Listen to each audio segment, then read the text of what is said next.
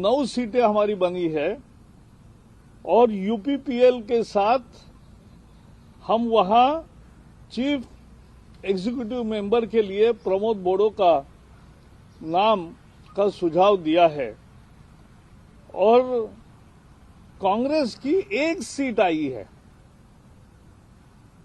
तो कांग्रेस जा रही है, भाजपा आ रही है। ये बोडो काउंसिल पहले कांग्रेस की होती थी, लेकिन ये स्थिति आज है। आपको पता है, राजस्थान के पिछले ही सप्ताह नतीजे आए। राजस्थान में जिला परिषद के सभी जिला प्रमुख भारतीय जनता पार्टी के हो रहे हैं। ब्लॉक पंचायत समिति 93 हो रही है, जीती है बीजेपी ने। जिला परिषद के 606 में 353 सीटें जीते हैं, एब्सोल्यूट मेजॉरिटी ली है। और ब्लॉक पंचायत के 1990 जीते हैं 4300 में। तो ये दर्शाता है कि बीजेपी सभी जगह जीत रही है। अभी उसके पहले हैदराबाद में चुनाव हुआ, आपको मालूम है हमारे केवल 5 पार्षद थे, अब 48 हो गए। वहां जो प्रमुख पार्टी है तेलंगाना राष्ट्र समिति के 99 मेंबर्स थे, आज उनके 55 हो गए और 44 मेंबर बीजेपी के बढ़े 48 हो गए। उसमें कांग्रेस 1 आई है, हैदराबाद में कांग्रेस 1 आई है। ये बार बार समझना जरूरी है कि बीजेपी कैसे जा रही है और कांग्रेस कहां जा रही है। उसके पहले लद्दाख ऑटोनॉमस काउंसिल, हिल डेवलपमेंट काउंसिल के चुनाव हो गए। वहां बीजेपी ने 26 में से 15 सीटें जीतकर कंप्लीट मेजॉरिटी पाई।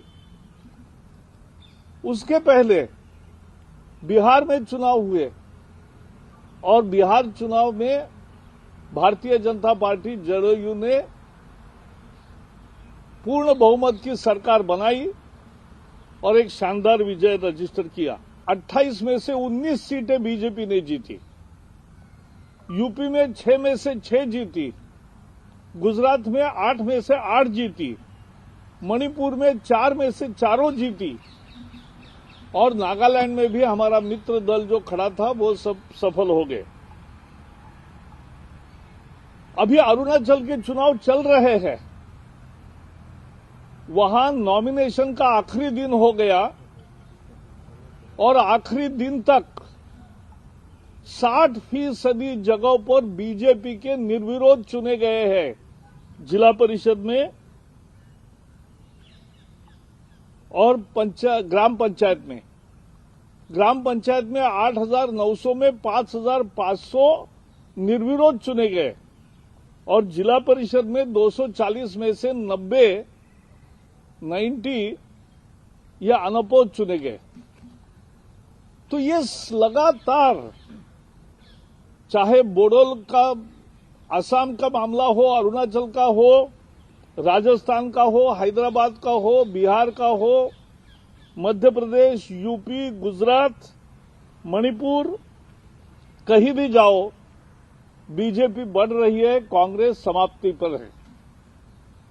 ये इस चुनाव का मतलब है। ये चुनाव का दूसरा महत्वपूर्ण मतलब है लोगों का मोदी जी के नेतृत्व पर और नीति पर विश्वास है और इसलिए लोग बीजेपी को पसंद कर रहे हैं।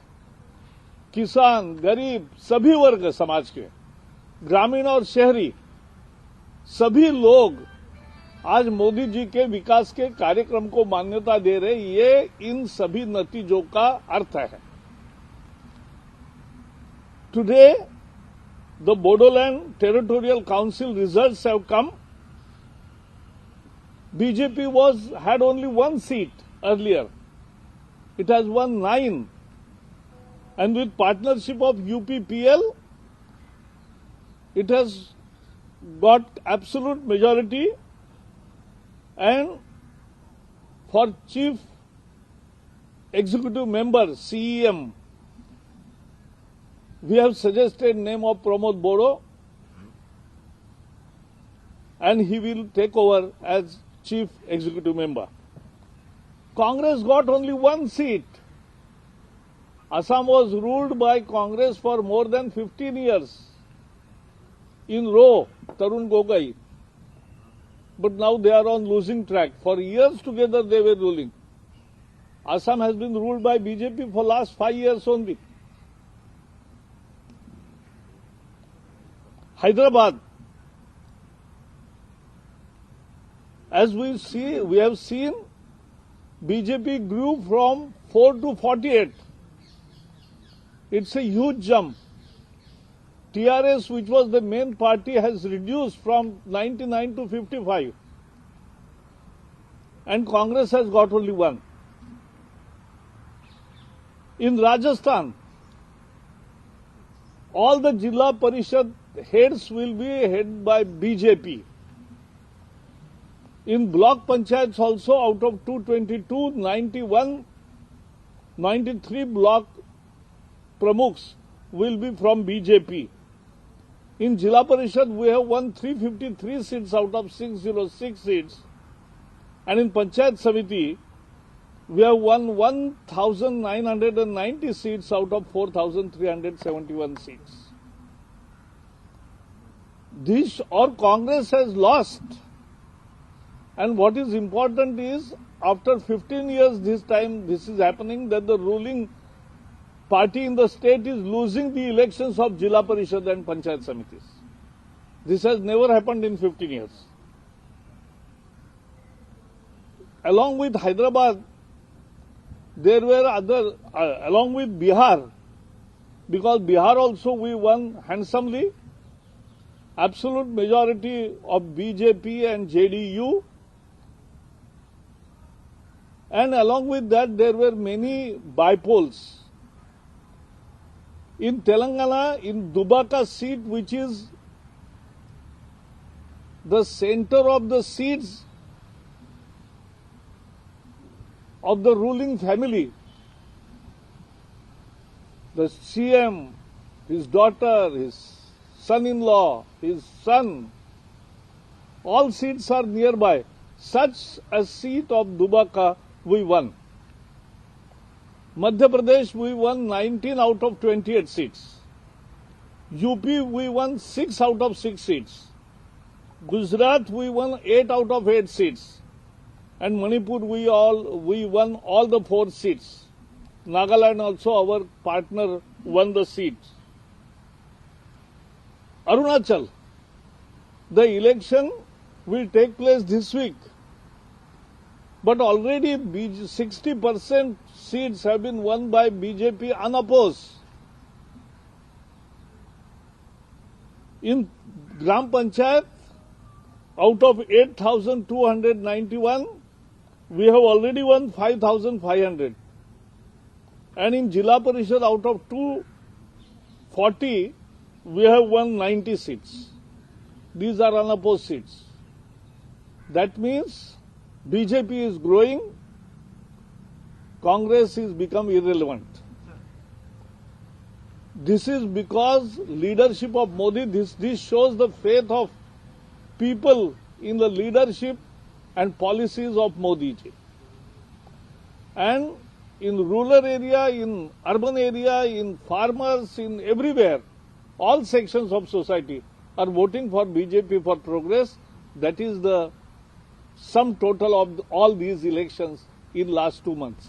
पर हग्रामा के साथ आप लोग का जो रिलेशन था बीपीएफ के साथ, उन लोगों के साथ रोल क्या रहेगा, क्योंकि अप्रैल में वो ऑलरेडी सीएम ने वहां प्रेस कॉन्फ्रेंस अभी की है, उसका जवाब भी दिया है.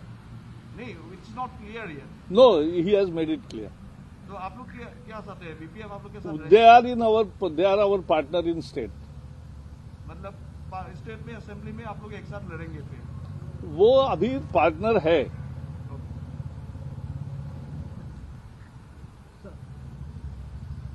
हाँ, सर किसान आंदोलन पर अगर सर अभी जिस तरह का एजिटेशन जो है, किसान अभी भी कह रहे हैं कि जब तक तीनों बिल वापस नहीं लिए जाएंगे तब तक आंदोलन जारी रहेगा. ये स्टेलमेट कब तक ऐसे ही बना रहेगा? किसानों के बारे में आपके टीवी के माध्यम से बहुत अलग अलग खबरें सुनाई दे रही है. और इसलिए परिस्थिति पर हमारी नजर है, संवाद के दरवाजे खुले हैं, लेकिन आज ज्यादा कुछ भी बताना है वो कृषि मंत्री बताएंगे। Sir, in US, the statue of Mahatma Gandhi was vandalized by pro-Khalistani supporters, and they raised anti-India slogans over there, sir. How do you see this? And they were protesting in support of the farmer movement, sir. That is no, but we oppose Khalistani because of this attitude, and what they have done is condemnable. Sir, at one side you are talking about win of democracy in Assam, but in Maharashtra it's been misused. You would have seen that how Republic TV's employees have been attacked, and now Republic TV's CEO has been arrested without any documents. How do you see this, sir? Already we have given our reaction to the whole excesses done by, and actually court has also given ruling. I think that suffices the purpose at this moment. Sir, जिस तरह से एक TV channel को निशाना बनाकर महाराष्ट्र सरकार ने कार्रवाई की, उसको सुप्रीम कोर्ट ने भी खारिज किया है और सारी जनता ने भी उसका विरोध किया है। चलिए, थैंक यू।